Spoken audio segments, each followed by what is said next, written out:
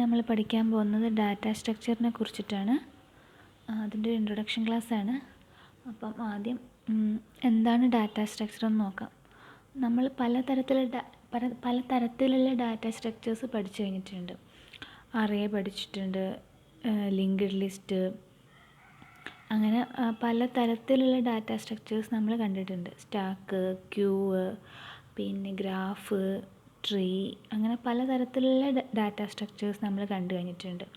So ഇതെല്ലാം നമ്മൾ എന്തിനാണ് ഉപയോഗിക്കുന്നത്? അതായത് നമുക്ക് മെമ്മറിക്കകത്ത് ഇൻഫർമേഷൻ ഓർഗനൈസ് ചെയ്യാൻ വേണ്ടിയിട്ടാണ് നമ്മൾ ഡാറ്റ സ്ട്രക്ചേഴ്സ് യൂസ് ചെയ്യുന്നത്. നമുക്ക് എളുപ്പത്തിൽ ഉപയോഗിക്കാൻ വേണ്ടിയിട്ട് നമ്മൾക്ക് എങ്ങനെയൊക്കെ മെമ്മറിയിൽ ഡാറ്റേനെ അറേഞ്ച് ചെയ്യാമെന്നുള്ള അതിനുള്ള പല പല രീതികളാണ് നമ്മൾ പല ഡാറ്റ സ്ട്രക്ചറിലൂടെ കാണുന്നത്. ചിലത് നമ്മൾ നേരെ അതായത് ലീനിയർ ഡാറ്റ സ്ട്രക്ചേഴ്സ് ഉണ്ട്, നമ്മൾ നേരെ കണ്ടിന്യൂസ് ആയിട്ട് സ്റ്റോർ ചെയ്യുന്നുണ്ട്. പിന്നെ ട്രീ പോലത്തെ ഉള്ള ഡാറ്റ സ്ട്രക്ചേഴ്സ് ഉണ്ട്. അങ്ങനെ പലതരത്തിലുള്ള ഡാറ്റ സ്ട്രക്ചേഴ്സ് നമ്മൾ പഠിച്ചിട്ടുണ്ട്. സോ ഡാറ്റ സ്ട്രക്ചർ എന്ന് പറയുന്നത് എന്താണ്? It is a way of organising information. അതാണ് ഡാറ്റ സ്ട്രക്ചർ എന്ന് പറയുന്നത്. Data may be organized in many different ways. Logical or mathematical model of a program, particularly organization of data. This organized data is called data structure. അല്ലെങ്കിൽ the organized collection of data is called a data structure. Data structure എന്ന് പറയുന്നത് നമ്മൾ organised ഡാറ്റയും പിന്നെ അതിനകത്തുള്ള allowed ഓപ്പറേഷൻസും, അങ്ങനെ രണ്ടിനും കൂടി ആയിട്ടാണ് നമ്മൾ ഡാറ്റ സ്ട്രക്ചർ എന്ന് പറയുന്നത്. അതായത് നമ്മൾ ഡാറ്റ സ്ട്രക്ചറിനകത്ത് പല ഓപ്പറേഷൻസ് പെർഫോം ചെയ്യുന്നുണ്ട്. അതായത് നമ്മൾ സെർച്ച് ചെയ്യുന്നുണ്ട്, ഇൻസേർട്ട് ചെയ്യുന്നുണ്ട്, ഡിലീറ്റ് ചെയ്യുന്നുണ്ട്, അങ്ങനെ പല ഓപ്പറേഷൻസ് നമ്മൾ ചെയ്യുന്നുണ്ട്. Data structure involve 2 complementary goals. First എന്ന് പറയുന്നത് the first goal is to identify and develop useful mathematical entities and operation and to determine what class of problem can be solved by using these entities and operation. Second എന്ന് പറയുന്നത് second goal is to determine representation for those abstract entity to implement abstract operation on this concrete representation. ഇതാണ് 2 complementary goals എന്ന് പറയുന്നത്. അടുത്തത് 2 തരത്തിലുള്ള data സ്ട്രക്ചേഴ്സിനെ കുറിച്ചിട്ടാണ്. ഒന്ന് primitive data structure, അതിനകത്ത് വരുന്നതാണ് ഇൻറ്റ്, ക്യാർ, ബൂളിയൻ, ഇതൊക്കെ അതിനകത്ത് വരുന്നതാണ്. പിന്നെ നോൺ പ്രിമിറ്റീവ്, അതിനകത്ത് ലീനിയറും ഉണ്ട് നോൺ ലീനിയറും ഉണ്ട്. ലീനിയറിനകത്ത് അറേസ് ഉണ്ട്, സ്റ്റാക്ക് ഉണ്ട്, ക്യൂ ഉണ്ട്, ലിങ്ക്ഡ് ലിസ്റ്റ് ഉണ്ട്. നോൺ ലീനിയറിനകത്ത് ട്രീ ഉണ്ട്, ഗ്രാഫ് ഉണ്ട്, സെറ്റ്സ് ഉണ്ട്, ടേബിൾസ് ഉണ്ട്. പ്രിമിറ്റീവ് ഡാറ്റ സ്ട്രക്ചർ എന്ന് പറയുന്നത് എന്താണ്? Which are directly supported by languages. That is any operation is directly performed in these data items. Int, char, ഇതൊക്കെ ആണ് പ്രിമിറ്റീവിനകത്ത് വരുന്നത്. ഇനി നോൺ പ്രിമിറ്റീവ് ഡാറ്റ ടൈപ്പ് എന്ന് പറയുന്നത് എന്താണ്? That are not defined by programming language but are instead created by programmer create ചെയ്യുന്ന data സ്ട്രക്ചേഴ്സാണ് non primitive എന്ന് പറയുന്നത്. പ്രിമിറ്റീവ് എന്ന് പറയുമ്പോൾ ഇൻറ്റ്, ക്യാർ, അതെല്ലാം പ്രോഗ്രാമിംഗ് ലാംഗ്വേജ് സപ്പോർട്ട് ചെയ്യുന്ന ഡാറ്റ ടൈപ്പുകളാണ്. നോൺ പ്രിമിറ്റീവ് എന്ന് പറഞ്ഞാൽ പ്രോഗ്രാമേഴ്സ് ക്രിയേറ്റ് ചെയ്യുന്ന, അതായത് പ്രിമിറ്റീവ് എന്ന് ഡെവലപ്പ് ചെയ്ത് വരുന്നതാണ് നോൺ പ്രിമിറ്റീവ്സ് എന്ന് പറയുന്നത്. അതിനകത്ത് വരുന്നത് ഏതൊക്കെയാണ്? 2 തരത്തിലുണ്ട്, അറേസ്, സ്റ്റാക്ക്, ക്യൂ, പിന്നെ ട്രീ, ഗ്രാഫ്. ഇതെല്ലാം നോൺ പ്രിമിറ്റീവിൽ വരുന്നത്. പിന്നെ linear data structure organise their data elements in a linear fashion where data elements are attached one after the other. Linear data structures are very easy to implement since the memory of the computer is also organized in linear fashion. Some commonly used linear data structure are arrays, linked list, stack, queue. ഇതെല്ലാം നമ്മൾ കണ്ട data സ്ട്രക്ചേഴ്സുകളാണ്. ഇനി അടുത്തതെന്ന് പറഞ്ഞാൽ non linear data structure. അതായത് data elements are not organised in sequential fashion. Data structures like multi dimensional array, trees, graph, tables and sets are some examples of widely used non-linear data structures.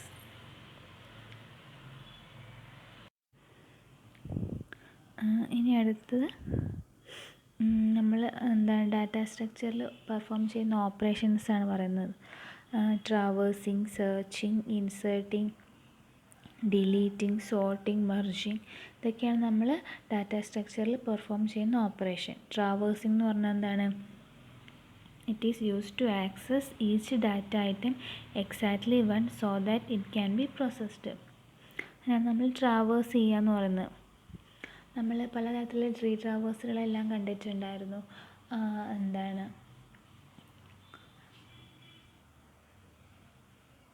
In order, pre order, post order, അങ്ങനെ കണ്ടു. പിന്നെ അറേയിൽ നമ്മൾ traverse ചെയ്യുന്നത് എല്ലാ data സ്ട്രക്ചറിലും നമ്മൾ ഈ operations എല്ലാം എന്താണ് ഓരോന്നായിട്ട് പഠിച്ചിട്ടുണ്ടായിരുന്നു. Traversing, searching, inserting, deleting, sorting, merging, ഇതൊക്കെ. ഇനി സെർച്ചിങ് എന്ന് പറയുമ്പോൾ എന്താണ്? It is use to find out the location of a data item if exist in the given collection of data item. നമുക്ക് ഒരെണ്ണത്തിന് നമ്മൾ ഗിവൺ ഐറ്റം ലിസ്റ്റിനകത്ത് ഉണ്ടോ എന്ന് നോക്കുന്ന അതായത് സെർച്ചിങ് എന്ന് പറയുന്നത്. പിന്നെ ഇൻസേർട്ടിങ്, അതെന്താണെന്ന് വെച്ചാൽ പുതിയൊരു എലമെൻറ്റിന് ആഡ് ചെയ്യാൻ വേണ്ടിയിട്ട്. It is use to add new data item in the given collection of data item. അടുത്തതെന്ന് പറയുന്നത് deleting. It is used to delete an existing data item from the given collection of data item. ഉള്ളതിൽ നിന്ന് ഒരെണ്ണം കളയാനാണ് deleting പറയുന്നത്. പിന്നെ പറയുന്നത് sorting ആണ്. Sorting എന്തായിരുന്നു? It is used to arrange the data item in some order, that is in ascending or descending order. In case of numerical data in dictionary order in case of alpha numeric data. അതായത് sorting എന്ന് പറയുന്നത് അസെൻഡിങ്ങോ ഡിസെൻഡിങ്ങോ ഒക്കെയോ numerical ആണെങ്കിൽ, അല്ലെങ്കിൽ alpha numeric ആണെങ്കിൽ നമ്മൾ dictionary ഓർഡറിൽ പല ഓർഡറിൽ നമുക്ക് സോർട്ട് ചെയ്യാൻ പറ്റും. അത് ഐറ്റത്തിന് അറേഞ്ച് ചെയ്യുക, അതാണ് സോർട്ടിംഗ് എന്ന് പറയുന്നത്. മെർജിങ് എന്തിനാണ്? It is use to combine data items of two sorted files into a single file in the sorted form. രണ്ട് സോർട്ടഡ് ഫയൽസിനെ സോർട്ട് ചെയ്തിട്ടുള്ള പുതിയൊരു ഫയലിനകത്തോട്ട് നമ്മൾക്ക് മെർജ് ചെയ്തെടുക്കാൻ പറ്റും. രണ്ടെണ്ണത്തിന് ഒരെണ്ണമാക്കുന്ന അതിനാണ് നമ്മൾ മെർജിങ് എന്ന് പറയുന്നത്. സോ ഇതൊക്കെയാണ് നമ്മൾ നോർമലി ഡാറ്റ സ്ട്രക്ചറിൽ പെർഫോം ചെയ്യുന്ന ഓപ്പറേഷൻസ് എന്ന് പറയുന്നത്. അപ്പം നമ്മളിപ്പം പറഞ്ഞുകൊണ്ടിരിക്കുന്ന ഡാറ്റ സ്ട്രക്ചറിനെ പറ്റിയാണ്. ഡാറ്റ സ്ട്രക്ചർ എന്താണ്? അതായത് നമുക്ക് മെമ്മറിക്കകത്ത് ഇൻഫർമേഷൻ ഒരു ഓർഗനൈസ്ഡ് ഫോർമാറ്റിൽ എന്താണ് സ്റ്റോർ ചെയ്യുന്നതിനെയാണ് നമ്മൾ ഡാറ്റ സ്ട്രക്ചർ എന്ന് പറയുന്നത്. A data structure is a way of storing data in computer so that it can be used efficiently and it allow the most efficient algorithm to be used. നമുക്കൊരു efficient ആയിട്ടുള്ള വേയിൽ നമുക്ക് information കമ്പ്യൂട്ടറിൽ store ചെയ്യുന്നതിനെയാണ് data structure എന്ന് പറയുന്നത്. എന്താണ് പിന്നെ ഇതിനകത്ത് നമ്മൾ രണ്ട് കാര്യങ്ങളാണ് ഡാറ്റ സ്ട്രക്ചറിൽ പറയുന്നത്. ഒന്ന്, എങ്ങനെയാണ് ഡാറ്റ സ്റ്റോർ ചെയ്യുന്നത്. രണ്ട്, എന്തൊക്കെ ഓപ്പറേഷൻസാണ് ഡാറ്റയിൽ പെർഫോം ചെയ്യുന്നത്. ഈ കാര്യങ്ങളാണ് ഇപ്പം നമ്മൾ കണ്ടത്. എന്താ ഡാറ്റ സ്ട്രക്ചർ എന്ന് പറഞ്ഞു, അതിൻ്റെ ടൈപ്പുകൾ പറഞ്ഞു, അതിനകത്ത് എന്തൊക്കെ ഓപ്പറേഷൻസ് പെർഫോം ചെയ്യുന്നുണ്ടെന്ന് പറഞ്ഞു. ഇനി നമ്മൾ പറയാൻ പോകുന്നത് അബ്സ്ട്രാക്ട് ഡാറ്റ ടൈപ്പിനെ കുറിച്ചിട്ടാണ്. ഈ അബ്സ്ട്രാക്ട് ഡാറ്റ ടൈപ്പ് പറയുമ്പോൾ നമുക്ക് ആദ്യം നമ്മുടെ ഈ മോഡുലാർ പ്രോഗ്രാമിംഗ് ഇല്ലേ, അതായത് നമ്മളതിനകത്ത് എന്തോ ചെയ്യുന്നത്, നമുക്ക് വലിയൊരു പ്രോബ്ലത്തിന് നമ്മൾ പല കുഞ്ഞു കുഞ്ഞു പ്രോബ്ലം ആക്കിയിട്ട് ആ ചെറിയ ചെറിയ പ്രോബ്ലങ്ങളെ ഹാൻഡിൽ ചെയ്തിട്ട് അങ്ങനെ നമ്മൾ കംപ്ലീറ്റ്ലി ആ പ്രോബ്ലത്തിനെ ഹാൻഡിൽ ചെയ്യുന്നു. അതാണ് നമ്മൾ മോഡുലാർ പ്രോഗ്രാമിങ്ങിൽ ചെയ്യുന്നത്. മോഡുലാർ ഡിസൈൻ എന്ന് പറയുന്നത് അതാണ്. ഈ അബ്സ്ട്രാക്ട് ഡാറ്റ ടൈപ്പ് എന്ന് പറയുന്നത് ശരിക്കും മോഡുലാർ ഡിസൈനിൻ്റെ ഒരു എക്സ്റ്റൻഷനാണ്. അതായത് നമ്മൾ ഇപ്പം എന്താ പറയുക, ഇൻറ്റിൽ നമ്മൾ ഇൻറ്റിജറൊക്കെ ഒരു അബ്സ്ട്രാക്ട് ഡാറ്റ ടൈപ്പിൻ്റെ ഒരു എക്സാമ്പിളായിട്ട് പറയാം. അതായത് നമ്മളിപ്പം ഇൻറ്റിജറിനകത്ത് അഡീഷൻ ഓപ്പറേഷൻ ഒക്കെ പെർഫോം ചെയ്യാമെന്ന് വിചാരിക്കുക. ആ സമയത്ത് നമുക്ക് ശരിക്കും അറിയില്ല ഇൻറ്റിജറിനകത്ത് ശരിക്കും ഇൻറ്റേർണലി എങ്ങനെയാണ് ഈ അഡീഷൻ, സബ്ട്രാക്ഷൻ ഇങ്ങനത്തെ കാര്യങ്ങൾ ചെയ്യണമെന്ന് അറിയില്ല. പക്ഷെ നമ്മൾ നോർമലി എന്താണ് ഇൻറ്റിജറിനകത്ത് അഡീഷൻ, സബ്ട്രാക്ഷൻ അങ്ങനെ എല്ലാ ഓപ്പറേഷൻസും പെർഫോം ചെയ്യുന്നുണ്ട്. അപ്പം നമ്മൾ ഈ ADTനെ പറ്റി പറയുമ്പോൾ നമ്മൾ പറയുന്നത് എന്താണെന്ന് വെച്ചാൽ we don't know how these operations are actually performed on integers. We only know the syntax of how to perform these operations in some programming language. നമുക്ക് എന്താണ് അത് ചെയ്യേണ്ട സിൻറ്റാക്സ് ഒക്കെ അറിയുള്ളൂ. അപ്പോൾ നമ്മുടെ ADTയുടെ ബേസിക് ഐഡിയ എന്ന് പറയുന്നത് എന്താണെന്ന് വെച്ചാൽ the implementation of the set of operations are written once in the program and the part of program which need to perform an operation on ADT accomplish this by invoking the required operation. അതായത് നമ്മൾ implementation എല്ലാം നമ്മൾ ചെയ്ത് വെച്ചിട്ടുണ്ടായിരിക്കും. നമ്മുടെ പ്രോഗ്രാമിൽ ഇത് ആവശ്യമുള്ള സമയത്ത് നമ്മൾ അതിനെ ജസ്റ്റ് ഇൻവോക്ക് ചെയ്യുള്ളൂ. അതായത് നമുക്ക് അതിൻ്റെ എന്താണ് ഇൻറ്റേർണലി വർക്കിംഗ് ഒന്നും അറിയേണ്ട, നമുക്ക് ഈ കാര്യങ്ങളെല്ലാം ഇൻവോക്ക് ചെയ്താൽ മതി. അതായത് നമ്മളൊരു അബ്സ്ട്രാക്റ്റ് വ്യൂ മാത്രമേ കാണുന്നുള്ളൂ. അതാണ് പറയുന്നത്. If we need to change the implementation details of an ADT, the change will be completely transparent to the programs using it. The data structure, namely index, linked list, stack, queue are some examples of ADTs.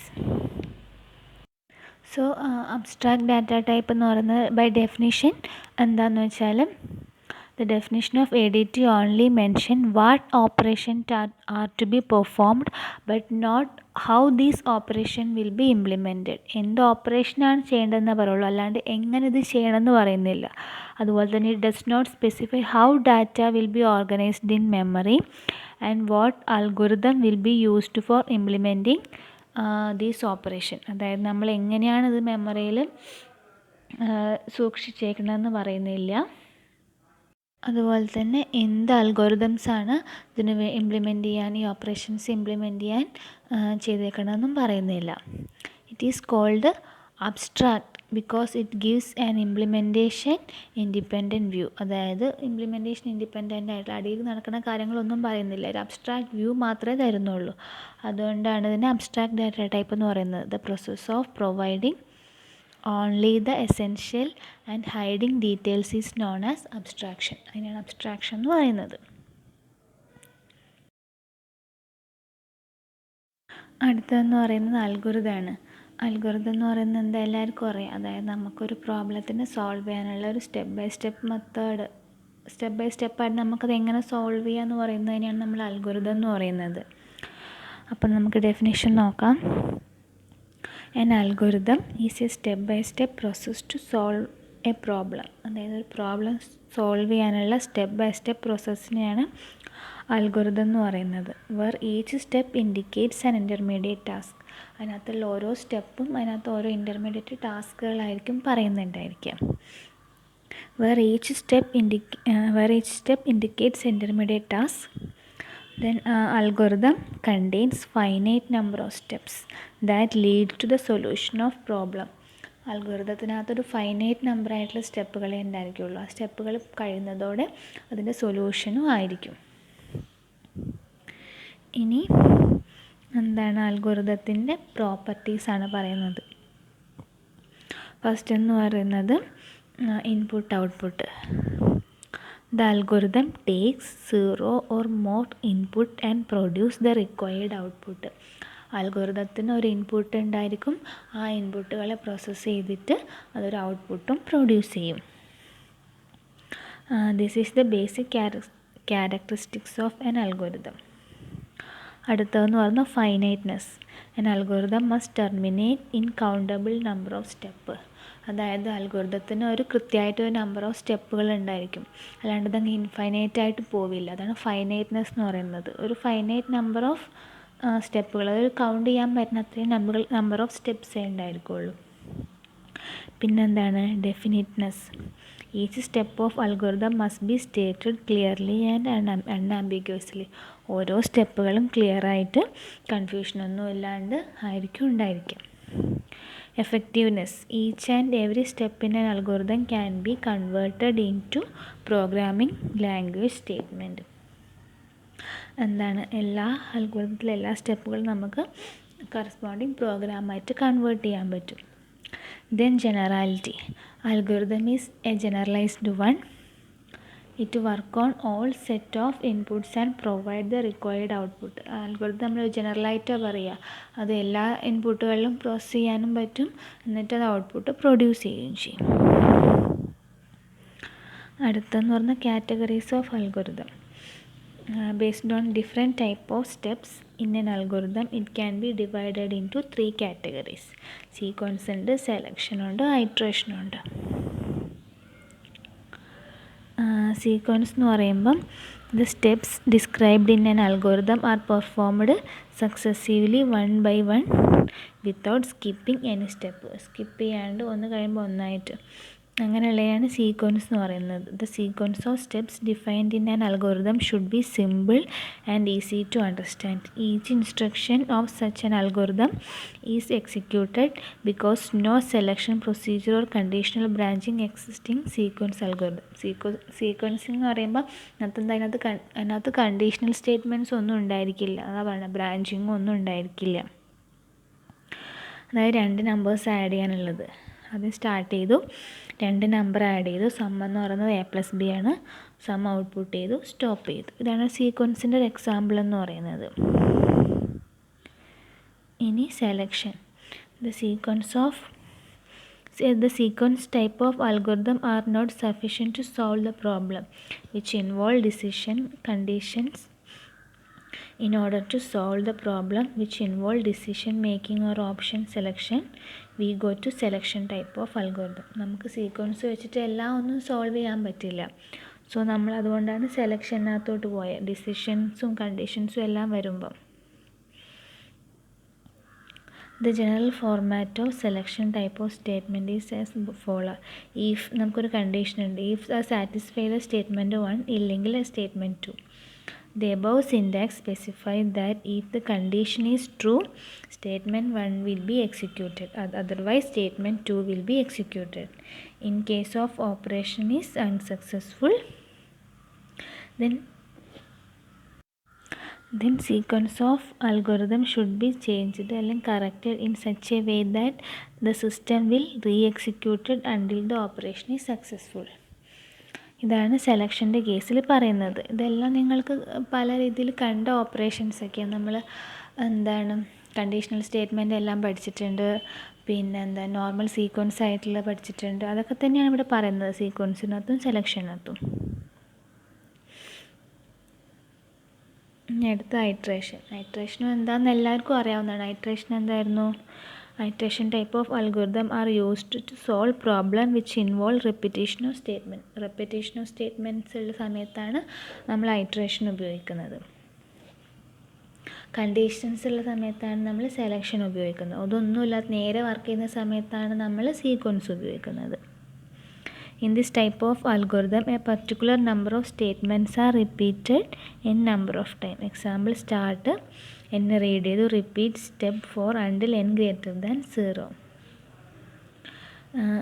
For a എന്ന് പറയുന്നത് r equal to n mod 10, b എന്ന് പറയുന്നത് s equal to s plus r, n equal to n by 10, right is stop.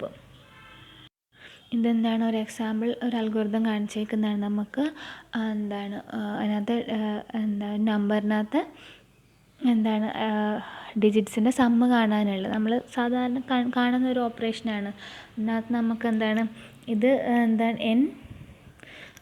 പൂജ്യത്തിനേക്കാളും കൂടുതലാവുന്നവരെ work ചെയ്യണം. അപ്പോൾ അങ്ങനെ condition ഉണ്ട്. അതാണ് നമ്മൾ ഐട്രേഷൻ പറയുന്നത്. ഒരു കണ്ടീഷൻ സാറ്റിസ്ഫൈ ചെയ്യുന്നവരെ സെറ്റ് ഓഫ് ലൈൻസ് വീണ്ടും എക്സിക്യൂട്ട് ചെയ്യുന്നു.